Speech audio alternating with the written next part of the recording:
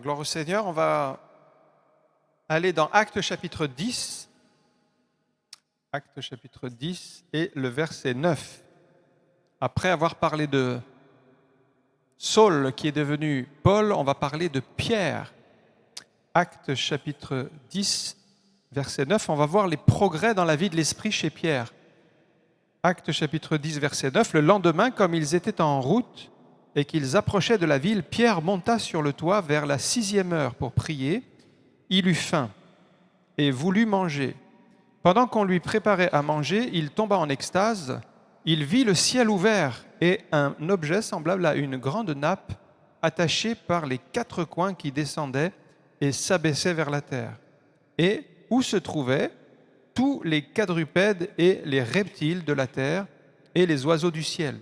Et une voix lui dit : « Lève-toi, Pierre, tue et mange. » Mais Pierre dit : « Non, Seigneur, car je n'ai jamais rien mangé de souillé ni d'impur. » Et pour la 2e fois, la voix se fit encore entendre à lui : « Ce que Dieu a déclaré pur, ne le regarde pas comme souillé. » Cela arriva jusqu'à 3 fois. Et aussitôt après, l'objet fut retiré dans le ciel.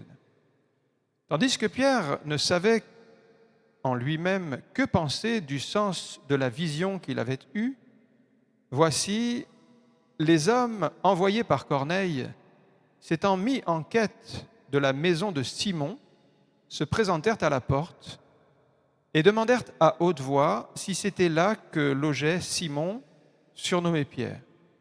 Et comme Pierre réfléchissait à la vision, l'Esprit lui dit : « Voici, 3 hommes te demandent, lève-toi et descends et pars avec eux sans hésiter, car c'est moi qui les ai envoyés. » Pierre donc descendit et il dit à ces hommes : « Voici, je suis celui que vous cherchez. Quel est le motif qui vous amène ?» Ils répondirent : « Corneille, centelier, homme juste et craignant Dieu, et de qui toute la nation des Juifs rend un bon témoignage, a été divinement averti par un saint ange de te faire venir dans sa maison et d'entendre tes paroles. » Pierre donc les fit entrer et les logea. Le lendemain, il se leva et partit avec eux. Quelques-uns des frères de Joppé l'accompagnèrent. Amen. À l'origine, on peut dire que notre cœur humain est réfractaire aux choses spirituelles. Et Dieu veut que nous fassions des progrès dans la vie de l'esprit. Les progrès doivent être évidents dans tous les domaines spirituels. Paul l'enseigne aux Thessaloniciens, par exemple, dans 1 Thessaloniciens 4, verset 1. « Nous vous prions et nous vous conjurons au nom du Seigneur Jésus de marcher à cet égard de progrès en progrès. » Il y a donc une nécessité de croissance spirituelle. Au chapitre 1 de 2 Thessaloniciens 1 et verset 3, « Votre foi a fait de grands progrès et que l'amour de chacun de vous, tous, à tous égards, à l'égard des autres, augmente de plus en plus. » Il est question de grands progrès, d'augmenter dans l'amour. Et puis 1 Timothée 4, 15, « Occupe-toi de ces choses, donne-toi tout entier à elles, afin que tes progrès soient évidents pour tous. » Donc, la progression, il faut bien se mettre dans l'esprit que la progression, c'est quelque chose de normal. C'est quelque chose que Dieu veut. Et si on ne progresse pas, ce n'est pas normal. Ce n'est pas la volonté de Dieu, c'est qu'il y a quelque chose qui manque. Donc on doit y aspirer et on doit le rechercher. Et pour progresser, eh bien, il faut se former. Vous voyez, c'est un peu comme dans la vie courante. Si vous voulez progresser dans quelque chose, il vous faut passer du temps. Vous former. Vous allez vous former, vous allez travailler, ça va produire du fruit et vous allez devenir plus compétent dans ce domaine. Et bien dans le domaine spirituel, si vous passez du temps, si vous vous formez, si vous étudiez la parole de Dieu, eh bien petit à petit, vous allez progresser dans la compréhension des Écritures, dans les relations avec les autres, dans tout ce que le Seigneur veut pour votre vie. Mais il faut y aspirer. Et avec vous, pour terminer cette 7e session, j'aimerais voir 7 aspects dans la vie de Pierre, 7 aspects dans lesquels nous devons progresser. Le premier aspect, c'est la prière, au verset 9. Le verset 9, le lendemain, ils étaient en route. Pierre monta sur le toit vers la 6e heure pour prier. On sait que Pierre n'a pas toujours cherché la prière. Quand Jésus a pris Pierre, Jacques et Jean à Gethsémanée pour prier avec lui, on sait qu'il s'est endormi. Maintenant, il n'a pas besoin qu'on lui dise de prier, mais voyez que là, on a fait un progrès parce que de lui-même, il décide de passer un temps de prière. Personne n'est là derrière lui pour lui dire « Allez, maintenant, il faut que tu ailles prier, c'est le temps d'aller prier ». C'est donc qu'il a remporté des victoires sur sa chair et qu'il est capable, dans son agenda, de dire bah, « Tiens, là, je consacre un temps à la prière ». Et quand on arrive là, ça veut dire qu'on a progressé spirituellement. On n'est plus bébé spirituel, on est maintenant mature et on peut aller plus loin. Jésus avait dit aux disciples dans Matthieu 26, 41, « Veillez et priez afin que vous ne tombiez pas en tentation. L'esprit est bien disposé, mais la chair est faible. » Et quand vous prenez un créneau de prière, c'est que vous laissez la place à l'esprit. L'esprit est bien disposé, mais vous allez atténuer la chair, l'étouffer. Si vous n'êtes pas rempli du Saint-Esprit, il y a très peu de chances que vous aimiez la prière. En réalité, la prière et la vie de l'esprit, c'est lié ensemble. Vous risquez même de négliger votre temps de prière quotidien et voire même, vous allez fuir les réunions de prière, vous allez fuir les jeûnes et prières parce que c'est quelque chose qui vous bloque. J'ai vu ça souvent dans l'église où je sers le Seigneur. Quand on fait une agape, par exemple, il y a un bon repas, c'est pas compliqué pour que les gens y viennent. Il n'y a pas trop de combat pour venir. Vous voyez, on vient, on est content de venir, c'est facile de venir. Mais vous faites un jeûne et prière. Il y a un combat qui se met en place. C'est pas aussi facile que de venir à un repas, un jeûne et prière. Parce que le combat spirituel n'est pas le même. Alors c'est bien les agapes, hein, c'est fraternel, on se fait du bien. Mais quand vous décidez de jeûner et prier, c'est un combat spirituel. L'ennemi ne veut pas que vous veniez prier et jeûner.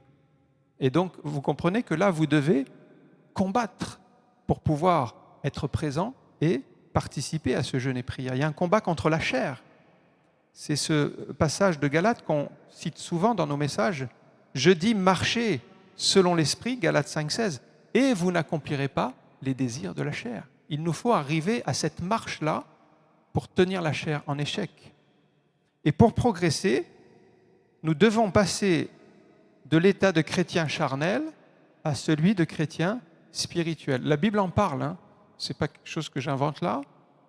Paul parle de chrétiens charnels qui sont des bébés en Christ, des enfants immatures en Christ, et il parle de chrétiens spirituels qui sont matures et qui avancent dans la vie de l'esprit, qui sont dans le service, dans le renoncement. Ça veut dire qu'il faut franchir des étapes. Vous voyez, quand on commence à l'école, on est à la maternelle au début, mais on n'est pas appelé à rester à la maternelle. On doit passer au CP, CE1, CE2, puis monter 6e, 5e, 3e, puis après vous avez l'université. Il y a toute une progression. Eh bien, dans la vie spirituelle, c'est des étapes. Il nous faut commencer par la bouillie et puis progresser. Et c'est pour ça que Dieu permet, peut-être dans votre travail, il y a un collègue qui a un caractère difficile. Eh bien ça va permettre de travailler le fruit de l'esprit, la patience, la douceur, la maîtrise de soi. Et peut-être, vous avez un frère ou une sœur qui est difficile. Eh bien, vous allez pouvoir exercer l'amour, la compassion. Vous voyez ? Là, on est dans l'église concrète. Ce n'est pas l'église sur Internet. C'est facile de s'aimer sur Internet à un chrétien qui est à l'autre bout du monde. On n'est jamais avec lui, on n'a jamais de problème avec lui. Mais l'église, c'est concret. Et donc, Dieu permet qu'on soit confronté à des caractères difficiles, peut-être un patron difficile. On va apprendre la soumission, l'obéissance, on va apprendre le respect, on va apprendre la maîtrise de soi pour ne pas laisser partir une main et donner un coup de poing dans la personne. Vous voyez, on se maîtrise. Ça, c'est le fruit de l'esprit. Pierre a appris certaines résolutions. D'abord, il a pris du temps pour Dieu. Et le temps, c'est un investissement. Quand vous passez du temps, c'est comme si vous investissez pour Dieu, pour l'œuvre de Dieu. Et il le fait. Donc il dit, vous voyez, ce temps-là, il aurait pu dire, tiens, je vais lire un livre, ou je vais regarder une émission, je vais aller me promener. Non, il a dit, je vais prendre ce temps, je vais l'investir pour prier. C'est un investissement spirituel. Et quand vous investissez spirituellement, vous récoltez spirituellement. Donc il trouve un endroit, c'est le toit. Lui, c'est son lieu secret. La prière, c'est un rendez-vous avec Dieu. Et quand on veut, on peut. Moi, j'ai remarqué que il y a des fois des chrétiens qui me disent mais j'ai pas le temps. Alors j'étais à une réunion de jeunesse. À la sortie, il y a un jeune qui me dit pasteur, priez pour moi. Il me dit priez pour moi parce que j'ai pas le temps de prier. Je lui dis comment t'as pas le temps de prier? Qu'est-ce que tu fais le soir? Il dit je suis sur internet jusqu'à 2h du matin et puis après je suis tellement fatigué que je m'endors. Mais je lui dis mais c'est un problème de gestion du temps ça. C'est tu gères mal ton temps parce que le temps on en a. Mais si on le gère mal, si on n'investit pas et on ne dit pas à partir de telle heure j'arrête et j'investis pour Dieu, mais vous n'aurez jamais de temps pour Dieu. C'est donc à nous dans notre agenda de caler des rendez-vous avec Dieu. Sinon, vous verrez que vous n'aurez jamais le temps. D'ailleurs, j'ai remarqué un article qui disait que les temps consacrés au smartphone, vous savez, ces téléphones qu'on a tous, en dehors des activités professionnelles, le temps moyen, c'est 5 heures et 7 minutes par jour sur les smartphones. C'est énorme. Le temps investi. Est-ce que c'est du temps qui vous rapporte quelque chose? Non. C'est du temps perdu en réalité. Et si on pouvait passer le même temps, même 1 heure par jour, 1 heure par jour qu'on investit pour le Seigneur, ce serait un temps investi, utilisé beaucoup plus intelligemment.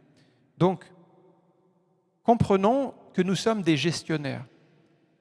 C'est le psaume 90, verset 12, c'est Moïse qui parle et qui dit « Enseigne-nous à bien compter nos jours ». On pourrait dire à bien compter nos heures et à investir dans ces heures pour le Seigneur, afin que nous appliquions notre cœur à la sagesse.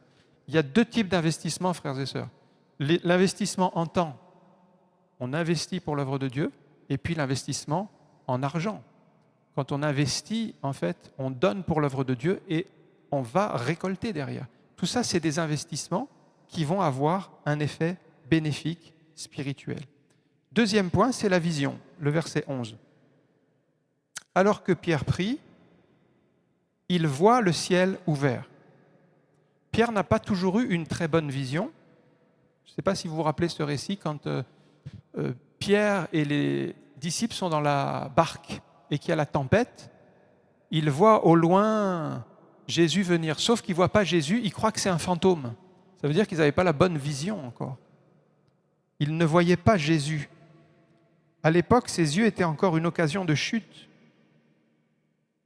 Et puis, lorsque Jésus s'approche, Pierre dit qu'il veut aller à la rencontre de Jésus en marchant sur l'eau.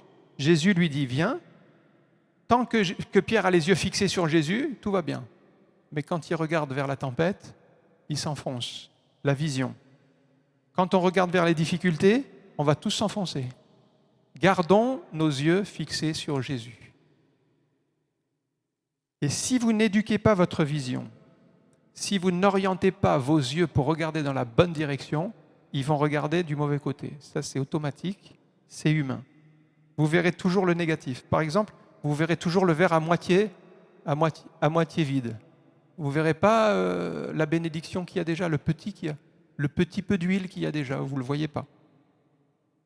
Maintenant, Pierre a progressé dans sa vision, vous voyez, dans la prière. Maintenant, il voit les réalités spirituelles, il voit les choses que Dieu lui montre. Regardez Joël chapitre 2, verset 28. C'est une prophétie que Joël a dit 7 siècles avant la venue de Jésus. Après cela, je répandrai de mon esprit sur toute chair. Vos fils et vos filles prophétiseront, vos vieillards auront des songes et vos jeunes gens des visions. Pierre est en train de vivre cette promesse qui est la promesse de la Pentecôte. Et cette promesse, elle est pour nous, frères et sœurs, aujourd'hui, pour recevoir des songes, des visions, des révélations, des paroles, des prophéties. Tout cela, c'est la grâce de Dieu. Donc Dieu utilise encore les visions pour parler et faire la volonté de Dieu. Il y a des années, il y a un homme qui s'appelle Loren Cunningham. C'est un Américain, il était très jeune, il avait 20 ans, il a reçu une vision où il a vu des vagues qui allaient se répandre sur les pays, et c'était des vagues de missionnaires en fait. Et c'était tellement énorme comme vision qu'il n'a pas pensé que c'était réalisable même, lui. Il a écrit un livre qui s'appelle « Est-ce bien toi, Seigneur ?» Et dans ce livre, il dit « Mais est-ce que c'est le Seigneur qui me parle ou est-ce que c'est mon imagination ?» Tellement la vision était énorme. Et 4 ans plus tard, il a fondé Jeunesse en Mission, c'est-à-dire il avait 24 ans. Il a fondé Jeunesse en Mission où il y avait des missionnaires qui partaient sur des bateaux dans le monde entier, évangéliser de port en port. Et ça a été un mouvement missionnaire extraordinaire. Mais c'est parti d'une vision que Dieu lui a donnée, qui était totalement improbable à réaliser. Surtout, imaginez un jeune de 20 ans. Un jeune de 20 ans qui reçoit une vision pareille. Même si à 50 ans, vous recevez une vision pareille, vous vous dites, mais comment est-ce possible? Mais à 20 ans, vous êtes très très jeune, ça paraît irréaliste. Et donc, la vision de Pierre, c'est la même chose. Il voit une nappe avec des animaux impurs. Tout de suite, lui, il est juif, un peu de mentalité. Selon la loi juive, c'est des animaux impurs. Et puis, il entend une voix, la voix de Dieu qui dit « tue et mange ». C'est contradictoire parce que dans la loi, c'est écrit qu'il ne faut pas les manger, il ne faut pas manger ces animaux. Et là, il entend Dieu qui dit « tue et mange ». Qu'est-ce que vous auriez fait? C'est paradoxal parce que vous savez que la Bible dit « il ne faut pas manger » et Dieu dit maintenant tu vas manger. Donc il réagit, il dit « Non Seigneur, jamais j'ai mangé des animaux souillés ou impurs parce que la loi interdit ces choses. Non Seigneur. » Donc pour l'instant, il ne veut pas rentrer dans la vision. Ça, c'est le changement. Dieu, dans cette vision, veut introduire Pierre dans un changement, dans une nouvelle mentalité. Et nous sommes résistants au changement. On aime bien toujours nos repères. Par exemple, quand le culte est terminé, on aime bien aller saluer toujours les mêmes frères et sœurs qu'on connaît. Voilà, on se fait du bien, on est bien entre nous. Alors c'est pour ça que souvent, à la fin du culte, j'encourage les frères et sœurs. Allez, aujourd'hui, on va aller saluer une personne qu'on ne connaît pas. Mais là, il faut faire un effort. Parce que naturellement, on a toujours les mêmes petites routines. On rencontre toujours les mêmes personnes et on reste dans notre cercle. Et frères et sœurs, pour qu'il y ait du changement, il faut faire un effort. Le changement n'est pas naturel. Il faut se pousser. Et c'est ce qu'il va faire. Donc Dieu va pousser Pierre à changer de mentalité, parce que nous, on aime bien être tranquille, mais Dieu ne nous laisse pas tranquilles. Regardez Job chapitre 16, verset 12. C'est Job qui parle et qui dit « J'étais tranquille ». Des fois, pour nous, la vie chrétienne, c'est ça. On est tranquille et on pense qu'on va être tranquille jusqu'au retour du Seigneur. Voilà. On s'arrête au début du verset. J'étais tranquille et je serai tranquille et jusque dans l'éternité, je serai tranquille. Mais le verset continue et il m'a secoué. Qui est-ce qui a secoué Job? C'est Dieu. Et Dieu veut nous secouer, nous sortir de notre tranquillité, de notre zone de confort. On est bien, on est tranquille, on ne veut pas bouger. Il m'a saisi par la nuque, il m'a brisé, il a tiré sur moi comme un but. On sait que Job a eu des épreuves et il en est ressorti plus fort, il en est ressorti avec une plus grande vision de la gloire de Dieu. Tout ça, c'est l'histoire de Job. Mais sa tranquillité, c'était pour un temps. Il y a des étapes, il y a des épreuves, il faut les traverser. Donc ça, c'était le deuxième point, c'est la vision. Troisième point, c'est l'écoute du Saint-Esprit. C'est les versets 19 à 20. 19, Pierre réfléchissait, l'Esprit lui dit. Et là, il entend maintenant l'Esprit lui parler. Avant, il écoutait souvent ses sentiments. On connaît Pierre, pourquoi? Parce que c'était un des disciples les plus impulsifs. À chaque fois qu'il y avait quelque chose, il parlait le premier. Il prenait position. Il était impulsif. Il parlait d'abord, puis il cherchait la volonté de Dieu après coup. Il était toujours dans l'action. Mais si vous êtes impulsif, si vous commencez à faire, et puis après vous priez, vous dites « Seigneur, montre-moi ta volonté », il faut mieux faire l'inverse. Vous risquez de vous retrouver dans une impasse. Maintenant, Pierre sait qu'il faut écouter d'abord la voix de l'Esprit avant de faire ce que Dieu veut. Donc, il ne se demande pas si c'est l'Esprit qui parle, vous voyez, au verset 19, l'Esprit lui dit, et on reconnaît que c'est le Saint-Esprit qui est en train de nous parler, parce que notre cœur nous le montre. L'Esprit lui révèle les choses qu'il ne peut pas savoir. Il lui dit, voilà, 3 hommes arrivent, descends, va avec eux, je les ai envoyés, tu vas aller là-bas et tu vas annoncer la parole de Dieu. Un petit peu comme Ananias qui avait reçu le même message pour aller vers Saul. Le Saint-Esprit donne à Pierre donc la direction à suivre.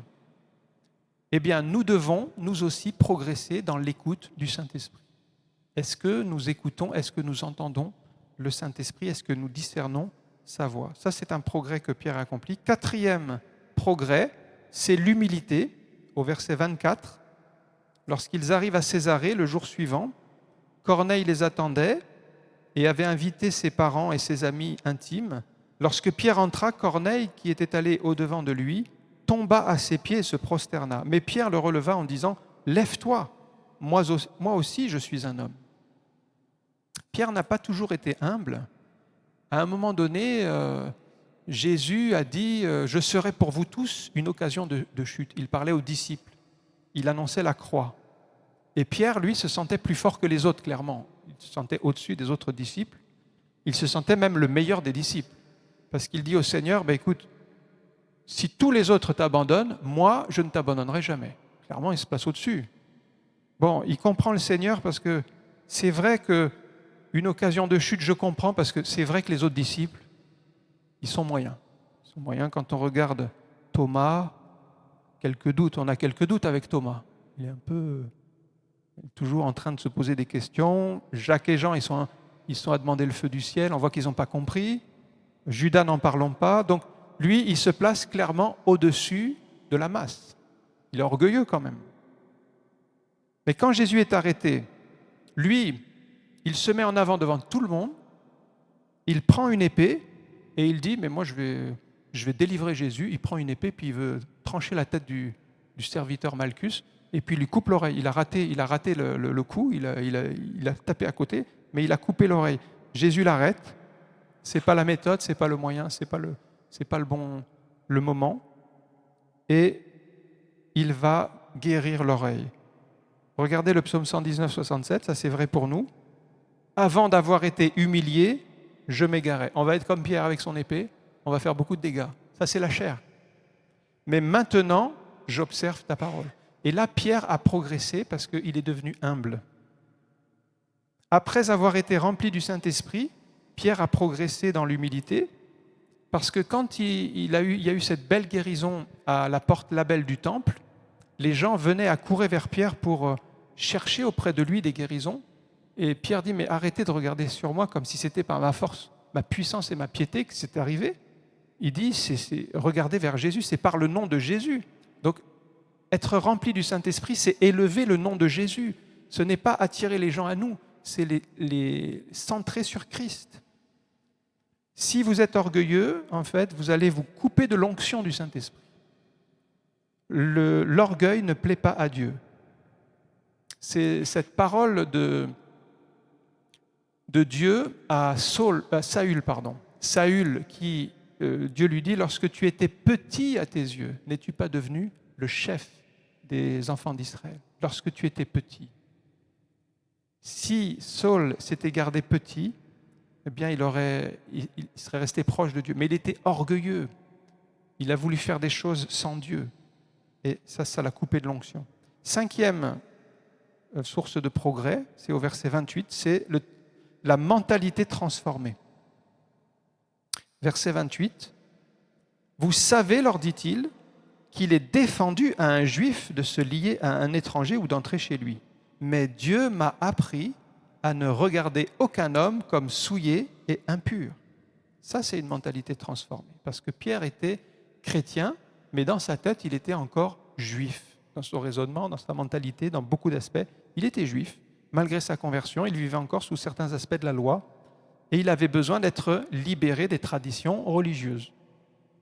C'est un petit peu comme, je vous donne un exemple, un catholique très très pratiquant, il se convertit, mais il se peut qu'il garde encore quelques traditions de sa religion. Eh bien, tout cela, petit à petit, il doit avoir une mentalité transformée pour être entièrement dans la grâce de Dieu et non plus sous la tradition. Mais Dieu n'a pas transformé Pierre en un jour, parce que si vous regardez ici, on est dans Actes chapitre 10, Pierre est déjà converti, il est né de nouveau, il est baptisé du Saint-Esprit, il est donc rempli du Saint-Esprit, mais il avait encore dans son esprit une mentalité qui devait être transformée. Donc tout ne s'arrête pas à la conversion, même tout ne s'arrête pas avec le baptême du Saint-Esprit. Vous voyez qu'il y a un progrès dans la vie de l'esprit qui va aller plus loin et qui va même être tout au long de notre vie chrétienne. Et là, il avait besoin d'être changé dans sa mentalité. Ça, c'est Dieu qui met de l'ordre dans notre vie. Notre modèle, c'est toujours la parole, ce n'est pas l'esprit du monde. Maintenant, Pierre comprend la grâce de Dieu. Et ça, ce n'était pas évident pour un chrétien d'origine juive. Pour nous, c'est évident la grâce, parce que nous, on est coupé du judaïsme. On est né, la plupart, on est né dans un milieu païen, non juif. Mais pour les premiers chrétiens, qui étaient tous des juifs, eh bien, les racines du judaïsme étaient très présentes. Et certains chrétiens d'origine juive étaient même prêts à imposer la circoncision, c'est-à-dire des aspects de la loi, même de revenir au sabbat. Il faut voir l'épître aux Galates. De toute l'épître aux Galates, Paul réagit parce que des chrétiens, c'était pourtant des frères et sœurs, ils voulaient revenir, ils étaient d'origine juive, ils disaient il faut revenir à des aspects de la loi. Pour être sauvé, il faut pratiquer la circoncision. Galates chapitre 5, verset 4, que dit Paul ? Vous êtes séparés de Christ, vous tous qui cherchez la justification dans la loi, vous êtes déchus de la grâce. C'est fort comme parole. Vous êtes déchus de la grâce, vous vous coupez de la grâce de Dieu. C'est pourtant des chrétiens. Ils veulent revenir à la justification dans la loi. Quelle erreur. Donc Pierre était un petit peu dans cette mentalité de « oui, je suis chrétien, je suis croyant, mais on ne peut pas entrer chez les païens, par exemple. » Il s'interdisait d'entrer chez les païens. Pourquoi ? Parce que chez les juifs, un juif ne peut pas entrer chez un païen. Mais un chrétien, il peut rentrer chez un païen. Donc ça, il fallait que ça change. Et l'Esprit a transformé la mentalité. Regardez ce verset, verset 28, qui dit « Mais Dieu m'a appris à ne regarder aucun homme comme souillé. » Ça, c'est très important. Est-ce que Dieu peut nous apprendre encore des choses aujourd'hui ? Dieu m'a appris. Si on n'est pas enseignable, on ne progressera pas. Vous voyez, vous pouvez avoir 10 ans de vie chrétienne. Si vous n'êtes pas enseignable, vous allez tourner en rond. Et on vous revoit dans 10 ans encore, vous serez toujours au même niveau. Parce que vous n'apprenez pas, vous ne laissez pas le Saint-Esprit vous apprendre. Dieu a encore des choses à nous apprendre. D'ailleurs, le mot disciple, mathétès en grec, ça veut dire élève.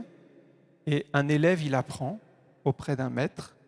Si nous croyons déjà tout savoir, c'est qu'on n'a rien compris. Et c'est qu'on n'est pas propre à faire l'œuvre de Dieu. Et Paul nous demande de changer de mentalité. Regardez 2 Corinthiens chapitre 10, verset 5. Et ça, c'est quelque chose que nous devons faire. Nous renversons les raisonnements et toute hauteur qui s'élève contre la connaissance de Dieu et nous amenons toute pensée captive à l'obéissance de Christ. Les raisonnements humains sont un handicap pour l'œuvre de Dieu si nous ne les canalisons pas, si nous n'amenons pas nos pensées à la soumission de Christ. Eh bien, les raisonnements qui peuvent être utiles dans la vie de tous les jours, dans les choses de ce monde, en fait, ils vont être contre-productifs en ce qui concerne le royaume de Dieu, parce que c'est la mentalité du royaume de Dieu qu'il nous faut pour l'œuvre de Dieu. C'est indispensable de changer de mentalité pour vivre dans le royaume. C'est tellement énorme quand Jésus dit, par exemple, si on vous frappe sur la joue droite, tendez l'autre joue. Vous voyez, ce n'est pas naturel. Pour vivre ce que Jésus enseigne dans Matthieu chapitre 5 au chapitre 7, ce qu'on appelle le sermon sur la montagne, il nous faut une mentalité transformée. Sinon, vous ne pouvez pas vivre la parole de Dieu. Donc on peut dire que Pierre a vécu 2 conversions. La première conversion, c'est la conversion du cœur, c'est quand il a reconnu Jésus comme le Messie, comme le Sauveur. Mais la deuxième conversion, on pourrait dire, c'est la conversion de sa mentalité. Ici, dans Acte 10, il a changé de mentalité. Et ça, c'est accepter que l'évangile, ce n'est pas que pour les Juifs, mais ça va être pour le monde entier. On pourrait dire que l'évangile, c'est universel. Et ça a été un déblocage dans sa tête, une sorte de conversion. Pas celle de la nouvelle naissance, mais celle de son esprit qui était attaché au judaïsme. Et là, ça s'est ouvert dans son esprit et il a compris que les païens pouvaient aussi être sauvés par grâce. Ça a été comme une illumination, une révélation. Et à partir d'Acte 10, parce que vous vous rappelez ce que Jésus avait dit, vous serez mes témoins en Judée, la Samarie, et puis jusqu'aux extrémités de la terre. Et donc, ils avaient commencé à Jérusalem, en Judée, mais ils étaient restés dans ce périmètre, vous voyez. Ils rechignaient à aller vers les païens. Et là, au chapitre 10, il y a un tournant dans les Actes des Apôtres, parce que l'Évangile va être répandu en abondance vers l'extérieur, parce que Pierre a compris, ce n'est pas juste des Juifs, mais c'est pour le monde entier. 6e point de progrès, c'est l'inspiration, versets 34 à 35. Pierre, ouvrant la bouche, dit en vérité, je reconnais que Dieu ne fait point de favoritisme, mais qu'en toute nation, celui qui le craint et qui pratique la justice lui est agréable. Pierre n'a pas toujours eu des paroles inspirées. Là, il va prêcher la parole de Dieu à des païens. Donc chez un païen. Et quand Jésus annonce sa mort prochaine, Pierre n'a pas eu des paroles inspirées. Jésus annonce la croix. Pierre lui dit, cela ne t'arrivera jamais. Ce n'est pas l'esprit qui parlait à ce moment-là, c'était l'ennemi. Matthieu chapitre 16, verset 23, Jésus lui dit, arrière de moi Satan, tu mets en scandale, tes pensées ne sont pas les pensées de Dieu, mais celles des hommes. C'est un croyant, mais il avait laissé l'ennemi utiliser sa pensée. Un chrétien peut malgré lui devenir un instrument du malin pour décourager quelqu'un. Maintenant, Pierre a laissé sa mentalité être transformée et il va annoncer la croix. Il a compris le message de l'amour de Dieu et il va être un témoin. Ça, c'est une grande ouverture dans son esprit, c'est que Dieu veut sauver tous les hommes. Nos paroles ne sont pas toujours inspirées. On a besoin de mettre nos paroles en adéquation avec la parole de Dieu. Souvent, on parle à tort et à travers. Par exemple, des fois, on dit « Oh là là, qu'est-ce que je suis nul » ou alors « Je suis un raté ». Vous voyez, on est en train de dire des choses qui sont contraires à la parole de Dieu. Parce que la parole de Dieu nous dit que nous avons de la valeur, que nous sommes aimés de Dieu, que nous sommes une créature merveilleuse. Ça, c'est la parole de Dieu. Mais par notre bouche, comme nous parlons à tort et à travers, en fait, on dit le contraire de la parole de Dieu. Donc, veillez à ce que vous dites, parce que chaque parole, c'est une semence. Et plus vous semez des malédictions sur vous-même, en disant « je n'y arriverai jamais »,« je suis fichu »,« je vais mourir, je ne m'en sortirai pas, les portes sont fermées pour moi, personne ne m'aime », vous êtes en train de semer des paroles sur votre propre vie. Et pourquoi ne pas dire plutôt « je suis enfant de Dieu, je suis béni, je suis aimé de Dieu, Dieu a un plan pour ma vie, il va ouvrir les bonnes portes ». C'est vous qui décidez ce que vous allez dire. Donc mettez dans votre bouche plutôt les paroles de Dieu. Regardez Colossiens 4, 6. On ne doit pas parler n'importe comment. Que votre parole soit de temps en temps accompagnée de grâce. C'est comme ça? Toujours accompagnée de grâce. Donc déjà dans notre bouche, il devrait y avoir toujours des bonnes paroles, assaisonnées de piment antillais. C'est ça? Ah non, pardon. Assaisonnées de sel. Assaisonnées de sel. Afin que vous sachiez comment il faut répondre à chacun. Certains chrétiens sont un petit peu comme des hérissons. Vous vous approchez, paf, ça pique. Un hérisson, c'est 6000 pics. Hein. Donc attention, les piquants, ça fait mal. Une parole inspirée produira toujours des bons fruits. Pierre n'était pas un spécialiste, mais il a progressé. Vous savez, un spécialiste, c'était Barnabas. On l'appelait le fils d'exhortation. C'est lui qui a ramené Saul vers les apôtres parce qu'il avait des paroles d'exhortation. On devrait tous être des Barnabas et avoir des paroles d'encouragement envers les autres. Réfléchissons, tiens, un petit exercice pratique. À la fin de la réunion, est-ce qu'on pourrait donner une parole d'encouragement à quelqu'un? C'est un petit exercice pratique. Qu'est-ce qu'on pourrait dire de bien? Hein, il faut réfléchir un petit peu et dire, tiens, allez, on va s'encourager, on va dire une bonne parole d'encouragement. Et vous allez voir, ça fait du bien.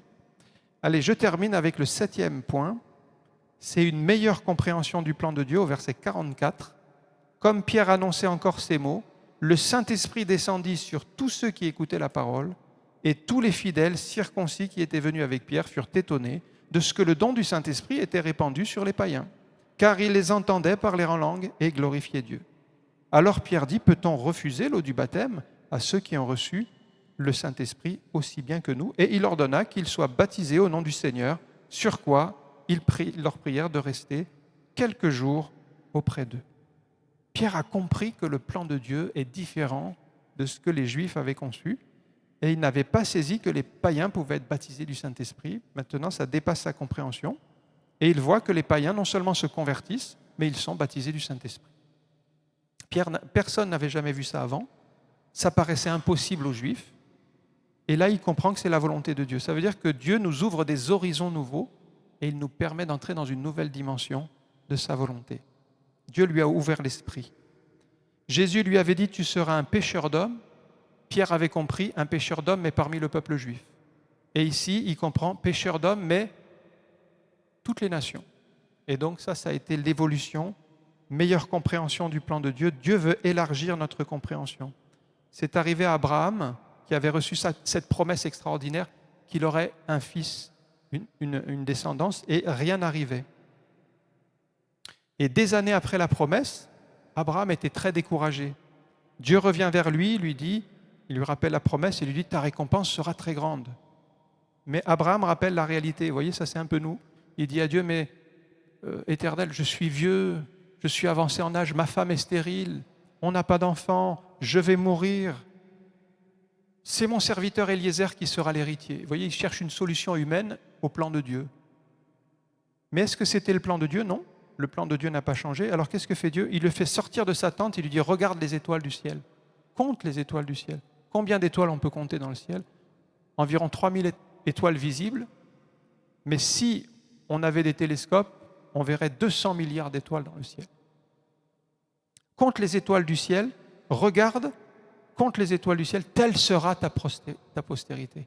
Le plan de Dieu, il est plus grand que ce que nos yeux voient, que ce que nous pensons, que ce que nous comprenons. C'est ce que Pierre a vécu. En conclusion, comme Pierre, on a tous des progrès à faire dans la vie de l'esprit. Pierre était né de nouveau, c'est déjà la première étape. Il était né de l'esprit, il était baptisé du Saint-Esprit.